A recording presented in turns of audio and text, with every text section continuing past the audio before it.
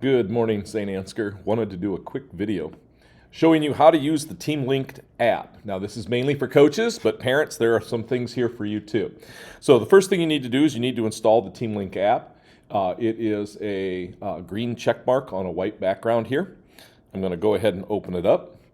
The Teamlink app allows you to get all your messages and information from your coaches about schedule changes, practice schedules, things like that. So when you get to the main page, you can see that it's going to list the games for your students. Now, if you have more than one student on a team, you're going to click the down arrow right here in this top right-hand corner or left-hand corner, and you can pick the team that you want, and then it'll give the information for that team. The menu bar down here then, as we go to the bottom, I'll bring it up to the bottom here, you can see that here are what looks like a group of people standing together.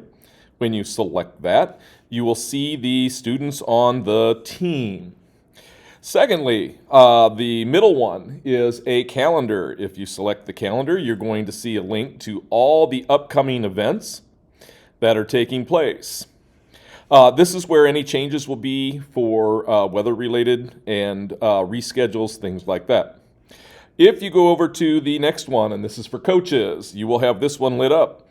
If you click on the next one that looks like a chat bubble, you can see you're going to get a menu of things to choose to be able to communicate. Right now, go ahead and select email. And what you're going to be able to do is click a new email. And once you've done that, you're going to choose your recipients, which is going to be pretty much everyone on your team. And then type in a subject and your message and go ahead and send it. When you do that, everybody who has the app will get a notification as well as an email to their email account. So that is how we're going to communicate this year with our teams. So we can hopefully use the app for the future here. The main page does have a lot of ads on it, but if you jump to the other ones, it'll be okay. So if you have any questions about using this, let me know. You log in as you would log in to register your child, same username and password. I hope everybody has a great day, and as always, go Saints!